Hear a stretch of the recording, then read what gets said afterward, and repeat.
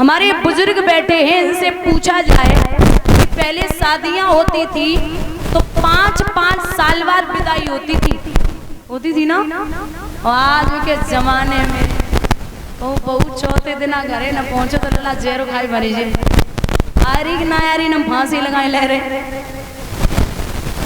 पहले बराती जाती थी भैया और बराती रुकती थी कम से कम 1 महीने, फिर 10 दिन 15 दिन।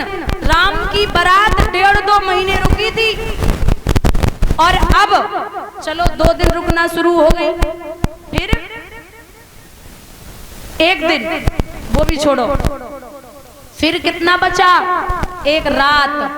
और पता है बारात वाले की इतनी व्यवस्था बची है, खड़े खड़े खाए लो निकल ले बैठने की व्यवस्था ना, इतना ही सम्मान है बारात वाले को। और लिखा है बारात में सब जाएं, बारात में एक बार राजा जनक के यहाँ पर एक बड़े महान संत आए तो उन्होंने अपना कमंडल रखा और बैठ गए ध्यान करके। अब जब ध्यान करके बैठे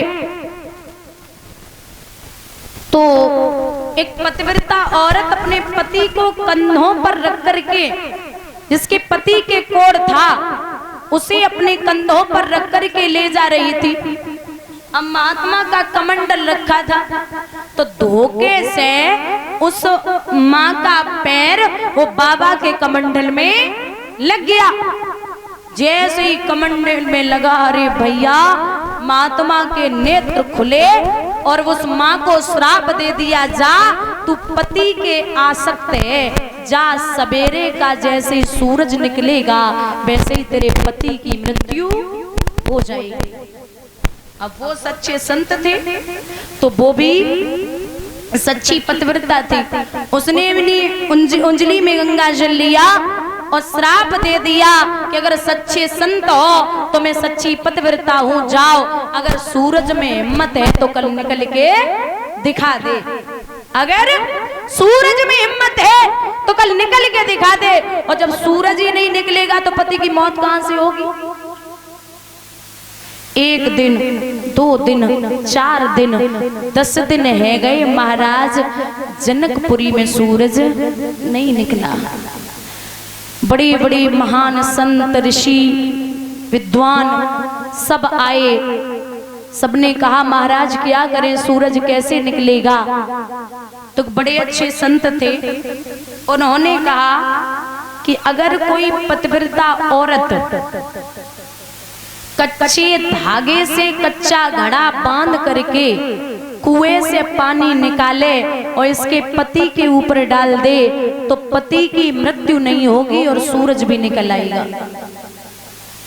अब भाई चारों जगह पत्र गए, एक चिट्ठी अवधपुरी में पहुंची और मैया कौशल्या ने वह चिट्ठी पढ़ी तो राजा दशरथ से आज्ञा मांगी, नाथ मैं जाना चाहती हूँ, उसके पति की मृत्यु हो जाएगी, मैं जाकर के वो काम करके और चली आऊंगी। राजा दशरथ बोले हाँ जाओ। तो भैया एक मेहतरानी खड़ी खड़ी सुन रही थी, उसने रानी से जवाब दिया कि हे देवी, जिस राज्य के मेहतर इतने पतिव्रत धर्म वाले हों तो वहां रानियों को जाने की जरूरत नहीं है, आप मुझे आज्ञा दीजिए मैं जाती हूं। अब मना करने वाली तो कोई बात ही नहीं थी, जो कौशल्या मना कर दे। तो मेहतरानी ने साड़ी बांधी और साड़ी बांध करके जैसे ही जनकपुरी में पहुंची है परीक्षित, धागे से कच्चा घड़ा बांध करके कुएं से पानी निकाला और उसके पति के ऊपर डाल दिया, पति की मृत्यु नहीं हुई और सूरज निकल आया।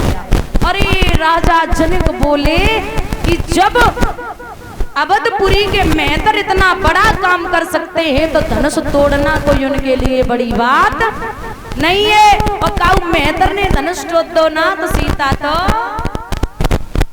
अरे मजबूरी है, फिर तो देनी पड़ेगी। तो इसीलिए महाराज अवधपुरी में चिट्ठी नहीं गई, हर जगह चिट्ठी गई। एक चिट्ठी विश्वामित्र के यहाँ पहुंची,